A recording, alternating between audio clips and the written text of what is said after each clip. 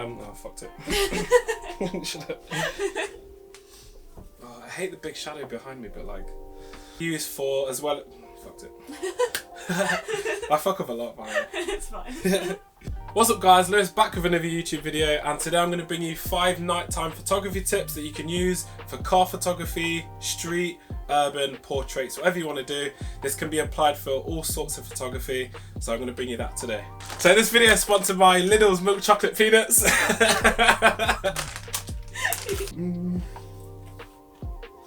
So tip number 1 is going to be a tripod. The worst mistake I made starting out photography was getting a really cheap flimsy tripod. The amount of times it broke, the amount of times, well, that I just messed it up and completely, and it was just really flimsy. So now I'm going to show you on screen now my tripod. So this is the tripod that I use. It's off Amazon. I believe it's about 60 quid. I'm going to put a link in the description and also just show you on screen where I got it from. With this tripod as well, it's metal and it's heavy and it provides like a solid ground, so it's going to be important for your night shots. So invest it in a good tripod. It will last you a long time. The tripod I've got now is, I've probably had it for over a year, maybe 2 years. That's gone very quick. So the tripod I used to have was about as flimsy as a wet paper towel. That's literally how strong it was. Like, it was just crap. So tip number 2 is going to be quite important. It's going to be aperture, ISO and shutter speed. All the essentials that come into a good nighttime shot are going to be these 3 camera settings. So I'm going to show you on screen now 2 pictures. This shot is taken from a tripod, so as you can see the lighting's really good, the shot is stable and it's crisp and in focus. Now I'm going to show you a handheld shot. As you can see again from the settings in the bottom left corner that the settings are completely different. So for me to achieve a shot handheld, I can't use the same settings as from a tripod because it would just be too blurry. Can't forget protein shakes. So the importance of night shots is being able to keep your ISO as low as possible whilst maintaining a good crispy shutter speed. So if you're shooting handheld, you're going to find it very difficult to get a sharp shot without bumping your ISO, because you obviously need fast shutter speed for a crispy shot. So I'm going to show you 2 shots on screen again about using a low ISO and how you can shoot underexposed and still bring up the shot because you've got so much information because you shot at a low ISO, if this makes sense. So this shot was underexposed and then I changed it to this. So as you can see, the shot has been brought back to life just using a low ISO and bumping the exposure. It's an example that you can shoot underexposed and you're still able to bring back the picture. Tip number 3 is going to be a self timer. So important if you've got a tripod. So literally that little second that you press the shutter on the camera, it's going to introduce shake into the camera. So if I'm taking a picture at like a 5-second exposure, me just pressing the button already creates shake. So if you set the camera to a 2-second timer, you press the button, it beeps for 2 seconds and then it takes the picture.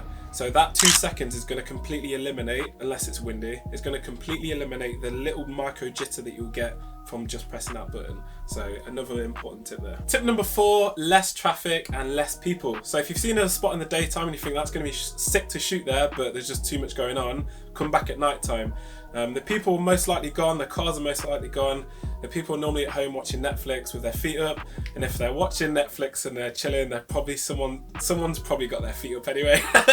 So take advantage of nighttime spots. Make sure you have a list on your phone again, so daytime and nighttime spots, put the location in and utilize that.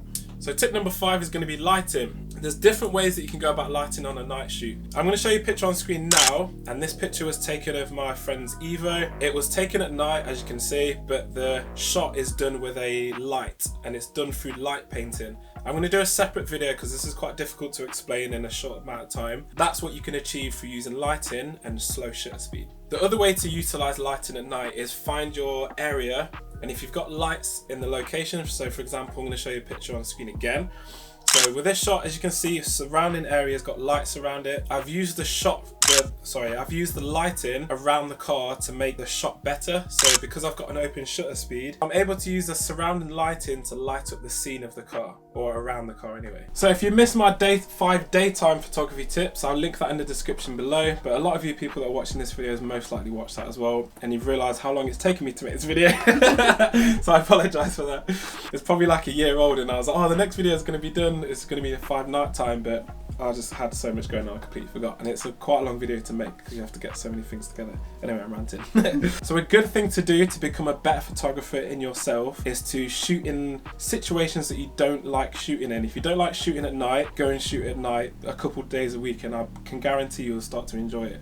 If you don't like shooting in the daytime at like 12 p.m. when there's harsh light, just go do it. I've done plenty of shoots at 12 p.m. when the sun's overhead, and the shots came out completely fine because I knew how to handle the situation with editing. So the way I became a better photographer in myself as well is I did exactly the same thing. I went out, shot in situations, I shot in the rain, I shot when it was really cloudy, I shot at night, and I became better in those situations because I forced myself to get out of my comfort zone, and it just made me a better photographer, and I'm still learning today. I've said this before, but it's not always about camera equipment. You can go out with a 200-pound camera, a kit lens, and you can still get banger shots. If you utilize the tips in this video and tips in my other video, you'll find that it doesn't matter about the camera. I might shoot an A7 III, which is a good camera. Well, it's pretty amazing for me, but I don't see myself needing anything else at the minute because I know how to use my camera and I'm happy with it. But it's not all about gear, it's how you use it. I think that's a saying somewhere.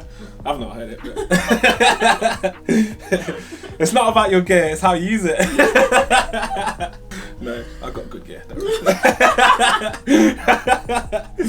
Also, if you're interested, I'm going to show you on screen my 5 preset night pack that I've just released. I'm going to show you before and afters on the screen now, just so you can see the examples of how you can shoot. I think I've got a preset on there called Backstreet Booty. That's probably one of my favourites.